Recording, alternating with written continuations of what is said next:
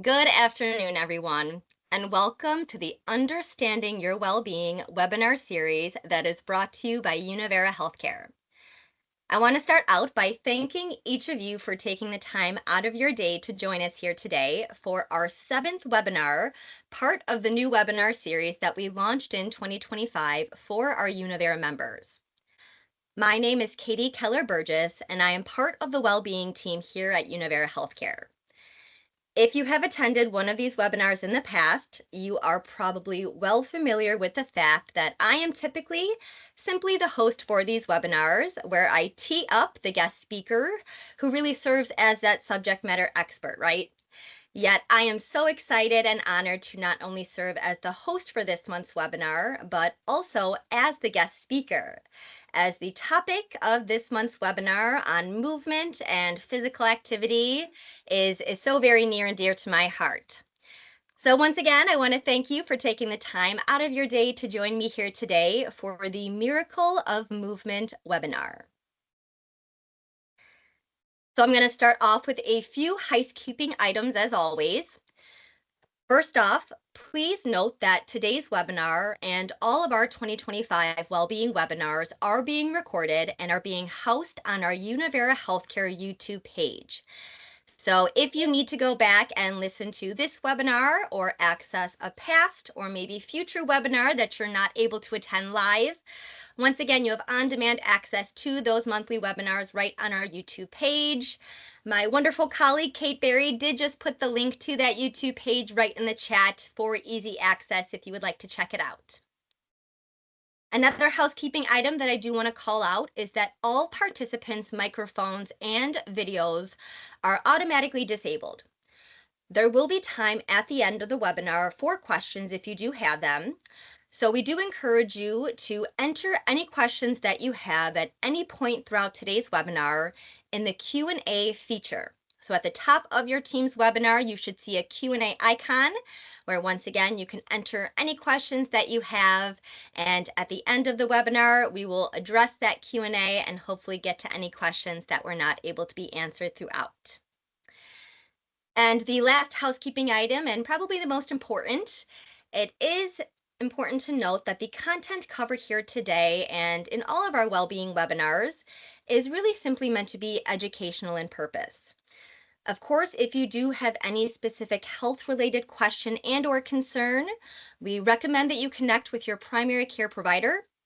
Or if you do have a benefit specific question or concern, we do recommend that you contact the customer care number that is located on the back of your Univera Healthcare member ID card.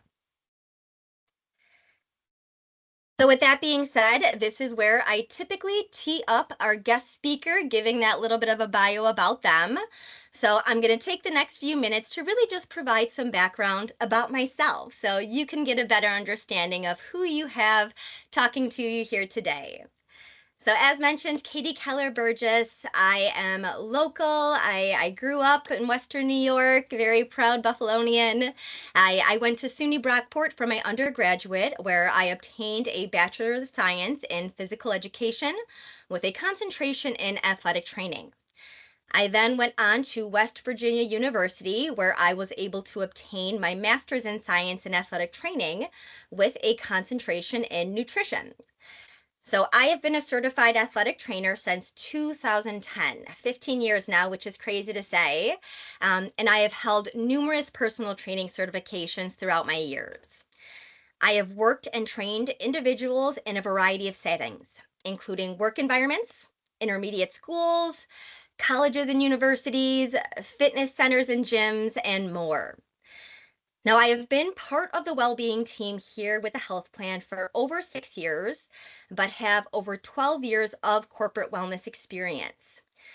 So, as I'm sure you can imagine, I have a very deep passion for health, fitness, and really love to help inspire others to hopefully adopt healthy behaviors and habits to improve your well-being. So I really like to consider myself a health enthusiast, if you will.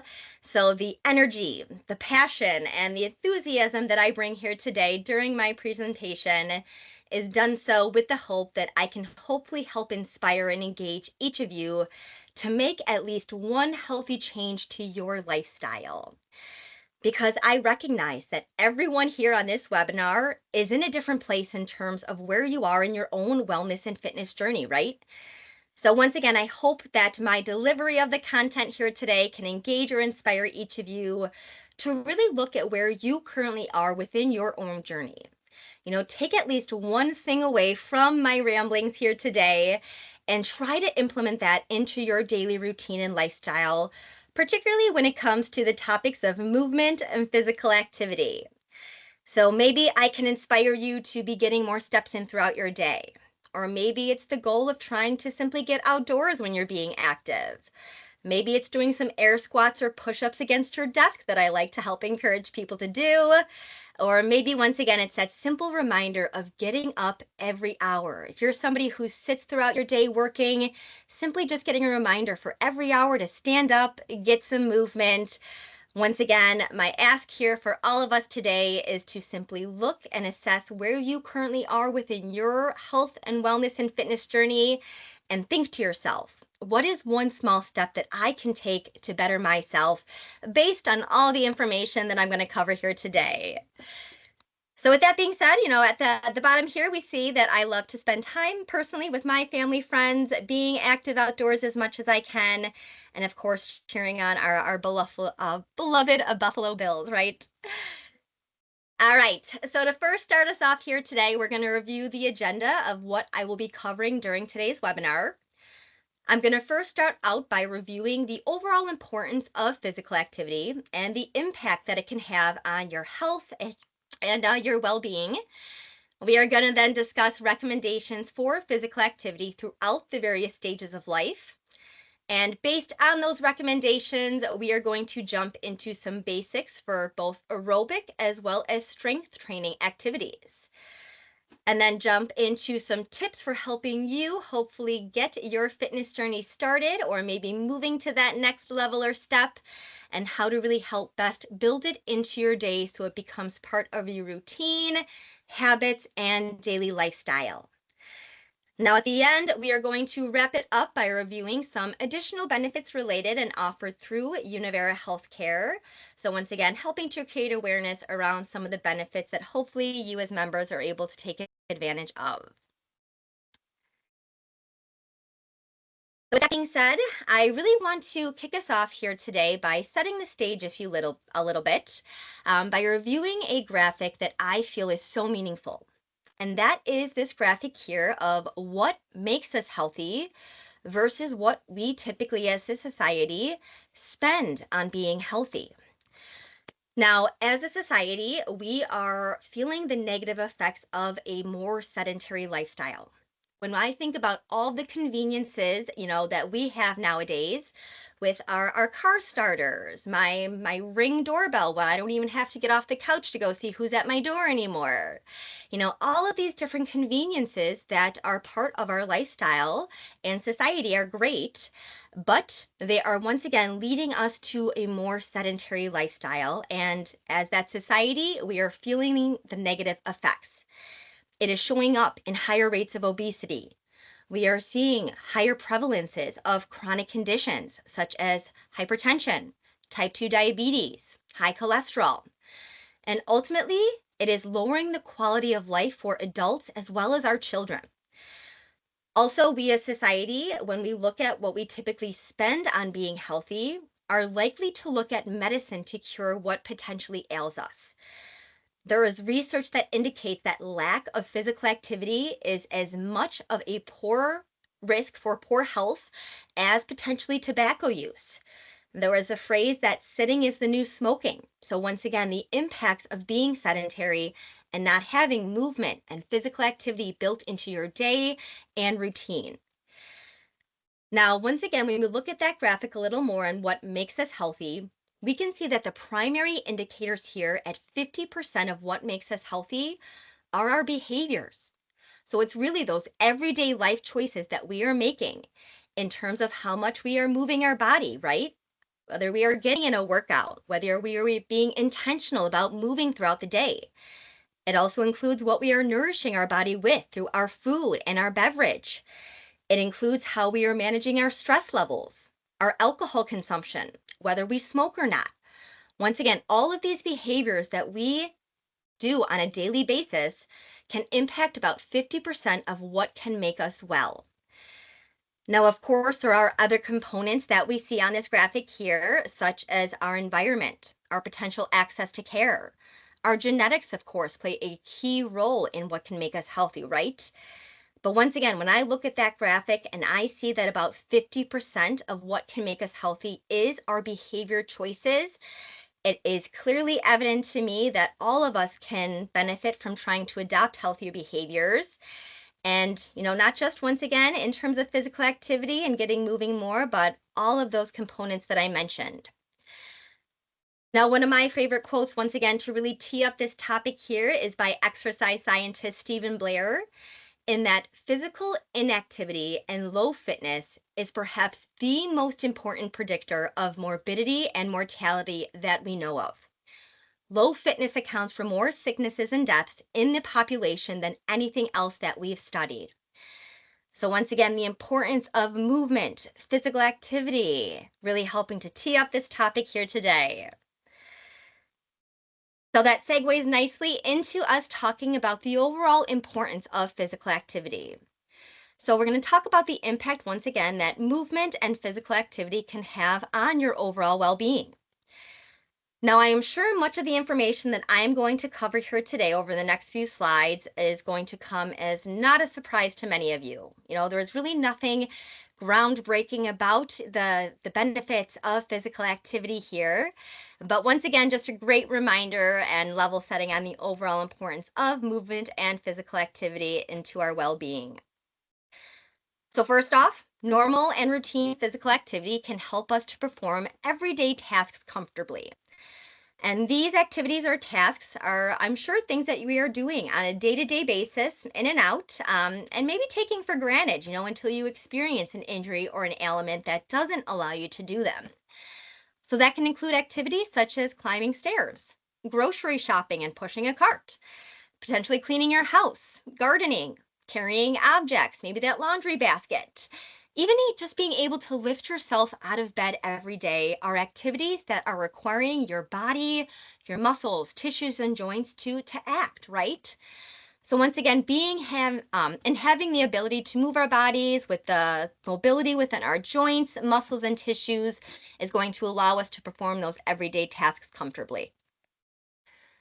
Regular movement and physical activity also helps us to strengthen our bones and muscles. Specifically, strength training really can help to build and maintain muscle mass, which in turn can help us to stabilize our bones, our joints, and our spine. As we age, we tend to lose mass in our bones. And so, once again, movement and strength training can help to slow that bone loss as we age. By stimulating, once again, through strengthening of exercises and activities, it stimulates bone growth by applying that stress to the bone and really prompting it to become denser and stronger, really helping to prevent that bone loss and potential conditions down the line, such as osteoporosis and or arthritis. And then, of course, the last bullet here, routine movement and physical activity can, of course, help us to maintain a healthy weight. I do want to call out once again that a healthy weight is differing for everyone. It really is dependent on a multitude of factors such as your height, your current physical activity status, even the amount of muscle that you have, as muscle does weigh more than fat.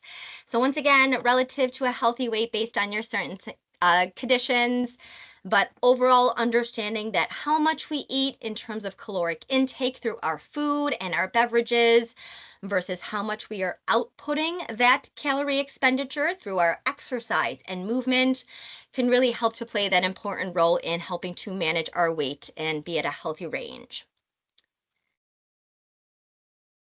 Now, of course, regular physical activity and movement helps us to reduce our overall health risks.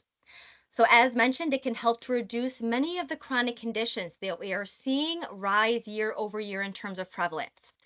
So, it can help to lower blood pressure as well as help to improve your cholesterol levels, whether it is HDL, LDL, or your total cholesterol levels.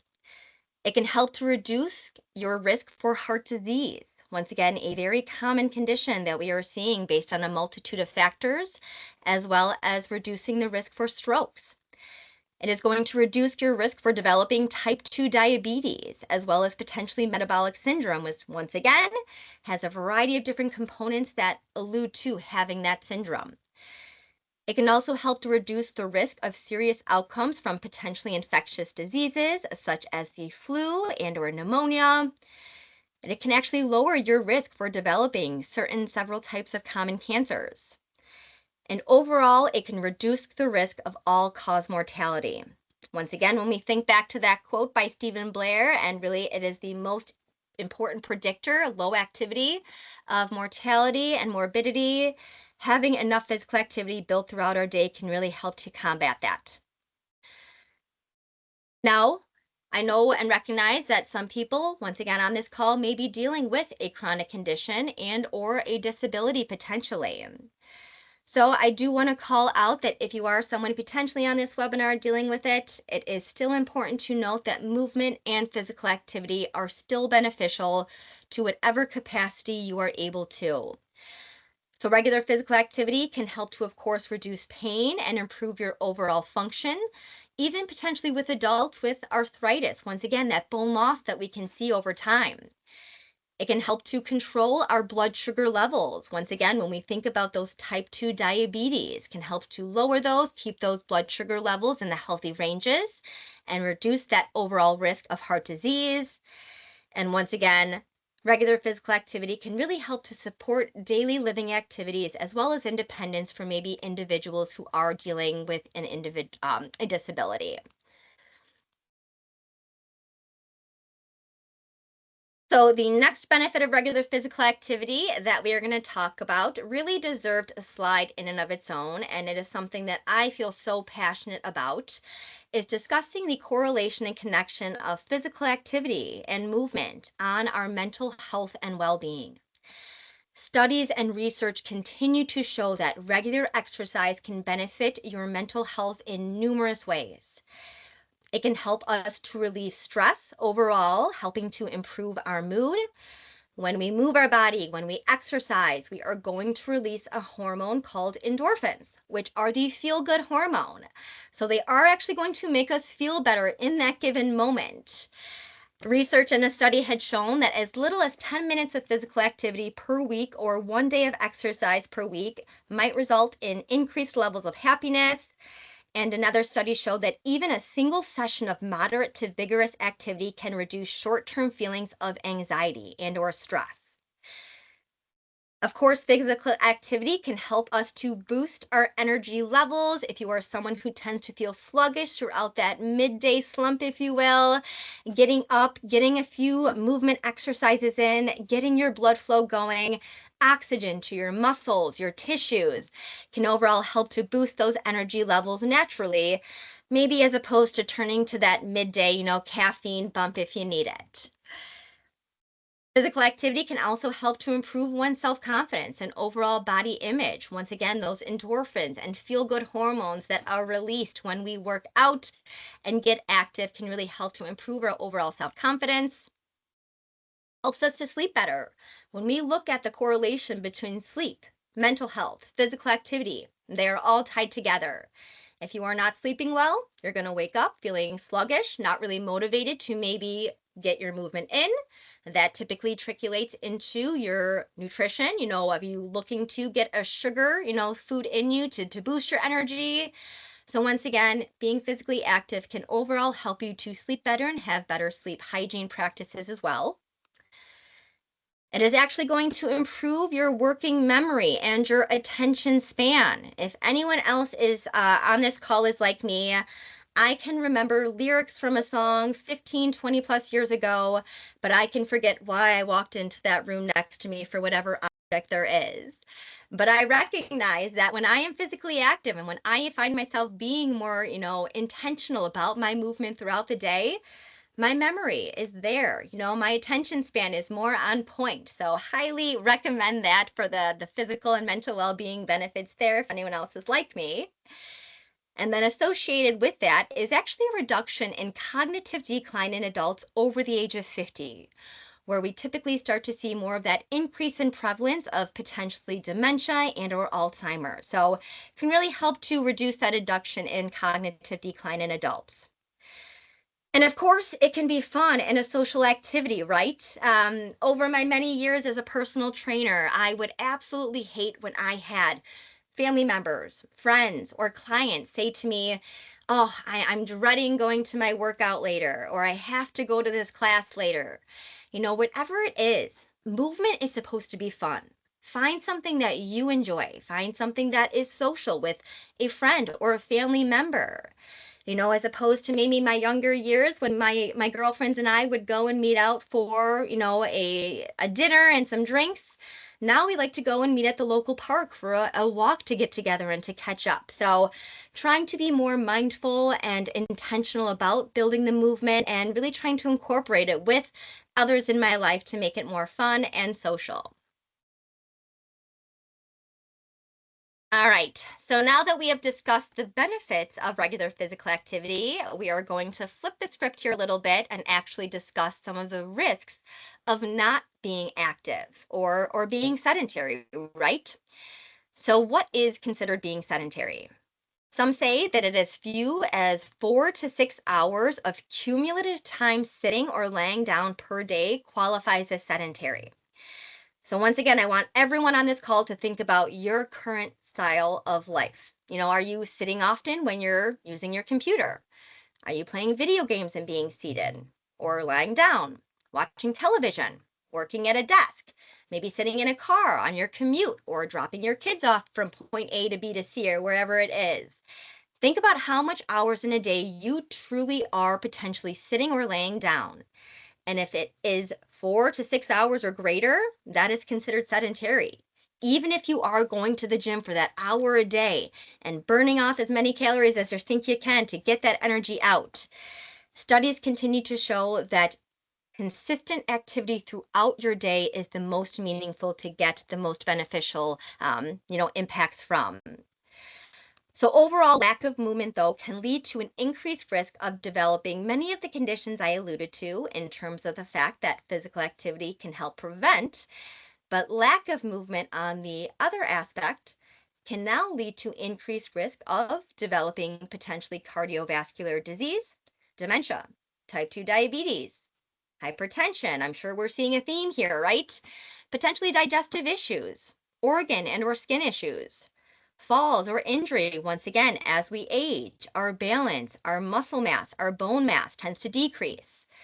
And then, as mentioned, the mental health benefits associated with physical activity, they could be really the lack thereof if you are being sedentary. Now, it is estimated, and this is truly a staggering statistic to me when I saw that an estimated 110,000 deaths per year could be prevented in the United States in adults ages 40 and older if they increase their moderate to vigorous physical activity. So we think about those behavior choices, and about 50% of what we do can impact our well being.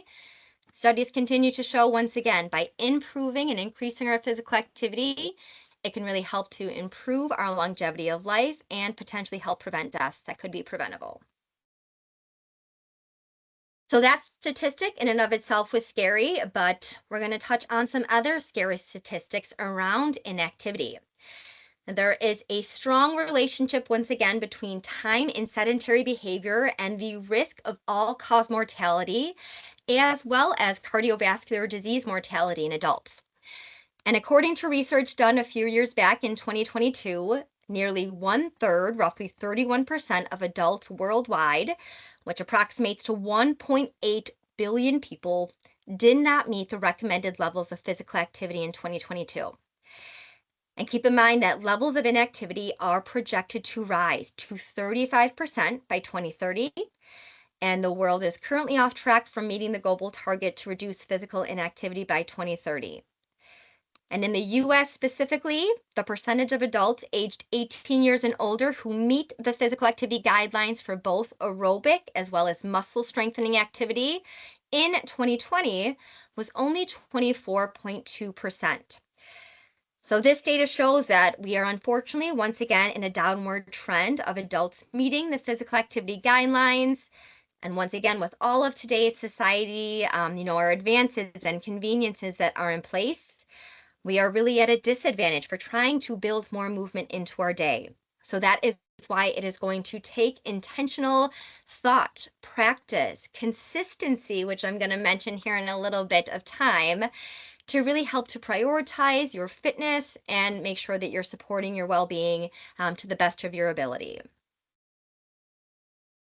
So, with that being said, I'm going to quickly touch base on some tips for being more active and less sedentary. Once again, many of these are very simple, but just some things to maybe consider based on where you currently are in your wellness journey and looking at something that hopefully you can implement into your day. So, really, once again, anytime you can fit activity in, try to do it. Myself, if I'm on a video meetings all day, I'll go off video camera for, 15, 20 seconds, do some air squats, do some push ups against my desk, things that I'm going to get movement in throughout my day consistently every hour, even if it's for only 30 seconds or 1 minute. So, trying to incorporate those short movement breaks throughout your day.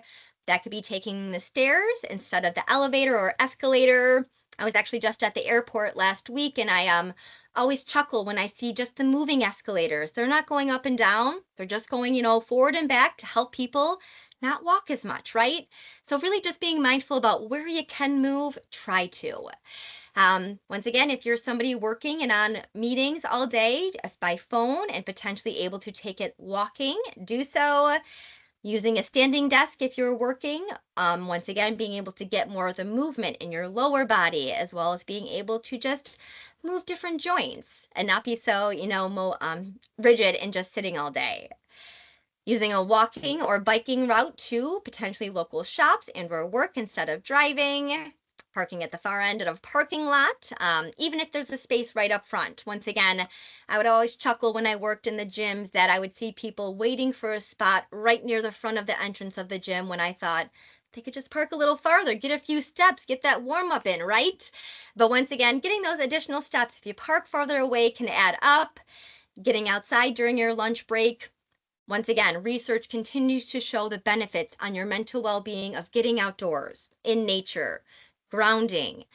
All of those things, being active outdoors really helps to double dip, if you will. And then another component, taking stretch or mobility breaks throughout your day. Our bodies are made to move. When we are sedentary and just sitting for such long periods of time, they stiffen up. I like to use the phrase, if you don't use it, you lose it. So, once again, having a mobility routine built into your daily lifestyle can really help your joints be able to move freely where in the motion that they're able to. So, in some of those statistics, I mentioned the recommendations for activity, right? And that we as a society are not meeting that.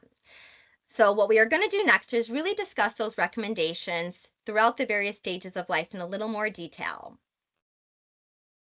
So, I do want to call out that the World Health Organization global guidelines on physical activity per week does vary based on age and other factors, but all age groups really should try to limit the time of being sedentary and try to simply move more. Once again, a key takeaway here, move more. Simple as that, right? So, as we can see, the recommendations for physical activity once again change throughout the various stages of life. And while yes, I'm sure the majority of us here on this call are adults, I'm sure many of us have kids. So we're going to start off with that preschool age child, 3 to 5 years. They're encouraged to have physical activity every day throughout the day. I'm sure they have the energy levels to do so. And then have active play through a variety of enjoyable physical activity otherwise. So fairly simple. Children and adolescents aged 6 to 17 years are recommended to have 60 minutes or 1 hour or more of moderate to vigorous activity per day. And then also a variety of enjoyable physical activities otherwise, as well as 3 days per week of vigorous activity, an activity that could strengthen their bone and or muscles as they grow. Adults, I'm sure the primary bucket of our participants here today, aged 18 to 64, should have at least 150 minutes a week of moderate intensity activity, or at least 75 minutes of vigorous intensity activity, or an equivalent or combination of both. On top of that, adults are recommended to have at least 2 days of activities that strengthen your major muscle groups. And then on the older adults, 65 years or older, once again, same consistencies in terms of the aerobic and strength training activities there. But we can see at the bottom that it is also included or recommended to have activities to improve balance, as once again, proprioception, muscle loss, bone loss, all of these things can really play into our balance and can help potentially prevent falls down the line. So these are, once again, those recommendations that I referenced. And once again, I am hopeful that everyone here can look at these, see where you stand in terms of these, and try to incorporate more activity where you can. As of course, these are the minimum recommendations. So for additional health benefits, adults should really increase their moderate intensity physical activity to 300 minutes per week or equivalent. And then, as mentioned, I always recommend individuals incorporate a mobility or flexibility plan as well to keep your joints, muscles, tissues moving the way they're meant to. So, when it comes to aerobic activity, what counts? That's a common question that I get. And what is the difference between moderate and vigorous intensity aerobic activity? So, moderate intensity aerobic physical activity means that you're working hard enough to breathe harder, raise your heart rate, break a sweat. You'll notice that you'll be able to talk, but not really sing maybe the words to your favorite song. So, really, for moderate intensity activity, your target heart rate should be about 50 to 70% of your maximum heart rate. You can always calculate your max heart rate. I'm simply, a Google type in heart rate calculator, but it's typically about 220 minus your age. So this can include activities such as brisk walking, recreational swimming, riding a bike on level or ground with few hills, playing doubles tennis, general housework or yard work, which is great, as I'm sure all of us are doing that. But then when it comes to vigorous intensity activity, that means that you are breathing harder, faster. Your heart rate is getting up there and higher, right? You won't be able to say much more than a few words with this type of activity without pausing for a breath. And really, the heart rate here for vigorous intensity activity is between 77 to 93% of your max heart rate. So that can include activities such as jogging, running, swimming laps, riding a bike fast or going up hills, playing singles tennis, or potentially heavy house or yard work. So once again, remember that everyone's fitness level is different. And that means that walking may feel like a moderate activity to some, but to others, it may feel vigorous. So it all depends on you, the current shape you're in, what you're comfortable doing. But the biggest factor here is to once again find an activity that is enjoyable and that you can stay consistent with. Up next, that recommendation of strength training. Once again, it's important to try to incorporate a minimum of 2 days a week based on those guidelines. I personally like to have any of my clients, friends, family members shoot for at least 3 to 4 days of strength training and muscle strengthening activities per week. But keep in mind that once again, it is so important to really try to incorporate this in. So there's a lot of different ways to incorporate muscle strengthening activities. That can include the traditional way, such as lifting weights, whether it be free weights or maybe machines at your local gym. One of my favorite ways is including resistance bands. They have different types of resistance. They are lightweight, convenient for having on hand anywhere, can really help to get your muscles engaged and pumping with blood flow and oxygen wherever and whenever. Another great but often overlooked way to include strength training exercises is doing body weight exercises, such as push ups, sit ups, planks, pull ups. Certain kinds of, once again, housework or yard work can count as even muscle strengthening activities. If I think about shoveling, in Western New York, that is a workout in and of itself, right? So it can help to strengthen muscles, of course, if you're doing it the correct way, or potentially doing Pilates or yogas. Many of those different types of foundations helps you build muscle as well as proprioception there. So just some different activities for potentially muscle strengthening. Now, looking at some benefits and basics, strengthening your muscles, once again, is going to give you the ability to perform everyday tasks and really helps to protect your body from potential injury.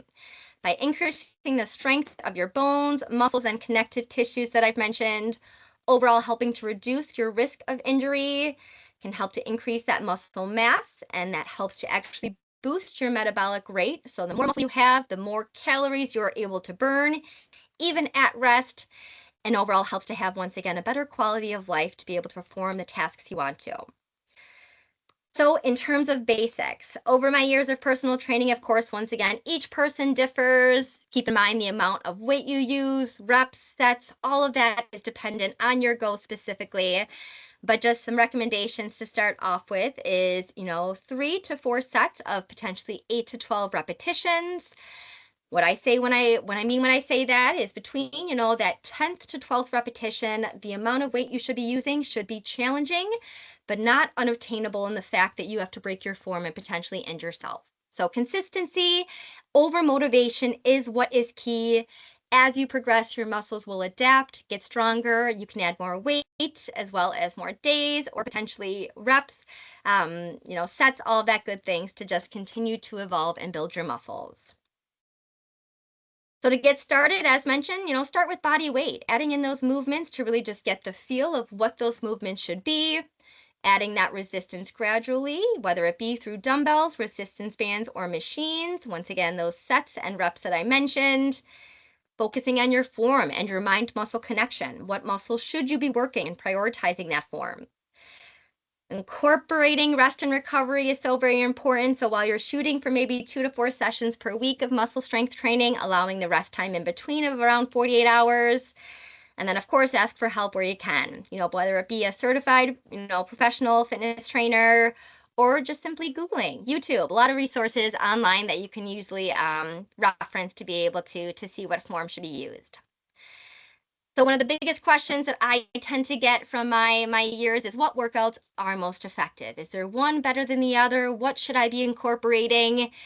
And my answer is very simple, but it is going to be the one that you will actually do. Simple and straightforward, but just try to build more movement into your day that you enjoy. So once again, that's the first step. Don't try to force yourself into a movement and activity that you are going to dread. Find what movement and activities give you joy, as that way you are more likely to stick to them, build that consistency over time, and really helps to become more part of your routine. Simply trying something for 30 days, really helping to build that momentum to make it a habit and part of your lifestyle. And then once again, really just trying to incorporate all of your choices that we discussed, building upon them to really improve your overall well being down the line. And then just some sample plans here. Once again, you can see potentially that 150 minutes and more. You can break it up on a Sunday, a brisk walk, followed by Monday brisk walk. Maybe Wednesday it's that weight training and Saturday weight training. So 5 days of 30 minutes of a walk, 2 days of strength training. Once again, those big numbers can seem unobtainable, but when you're able to break it out into a weekly set cadence of, potentially cardio, aerobic versus strength training, really just seems much more attainable. And once again, numerous resources that many people can benefit. So remember, every short bit of movement or activity you can do adds up for long-term health benefits. So do what you can. Some activity is better than none. So to wrap us up here, some key takeaways. Once again, those small everyday habits can lead to lifestyle and lifelong changes.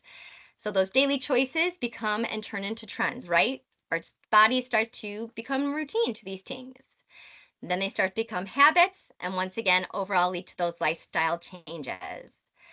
So, once again, remember, find and move your body in a way that you enjoy. Try to meet or exceed those minimum recommendations. And one of my favorite quotes, once again, that I'll leave you here with is movement should be approached like life, with enthusiasm, joy, and gratitude.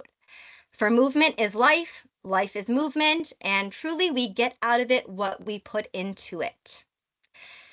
So thank you for listening to me ramble with that passion. I'm quickly going to touch on benefits and resources here.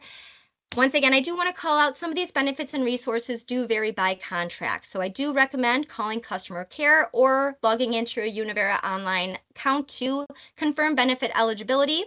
But first is Vitalize. This is a digital well-being tool our members have access to support those small everyday changes to your well-being, whether it be fitness or physical activity related, nutrition, stress management. Many of the great programs, challenges, and journeys within here really help you to make those easy changes throughout your day. We also have a care management team at Univera that includes registered nurses, registered dietitians, and more, all here to help our members at no added cost. You can see they support a variety of conditions, whether it be weight loss, physical activity. They can provide guidance, support, and more. You are able to connect with them through phone, email, or the free WellFrame app members can download. And the access code to utilize is Univera Welcome, all one word, all lowercase. And then last but not least, here, Perks for You, which is a local, once again, program offered to Univera Healthcare members that offers deals, discounts throughout the Western New York regions. So log into your member online account to look at those discounts at participating vendors and see if it is something of interest to you. So with that being said, I'm going to move into the Q&A session, see what questions we have. If you haven't had a chance to put any questions in there yet, feel free to do so. So I see a couple here. So first question, how do you know when you're overdoing it with physical activity versus pushing yourself?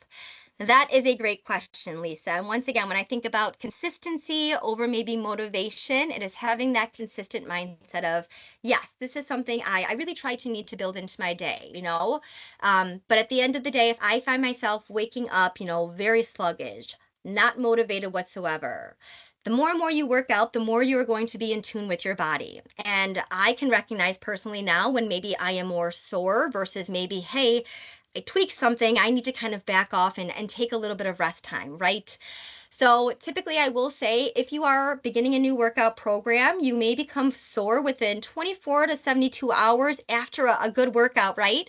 And that's relative to DOMS, delayed onset muscle soreness. So if you are going more than 72 hours and feeling, some aches, pains where you're thinking, it's lasting a little bit longer, I would definitely say to kind of back off.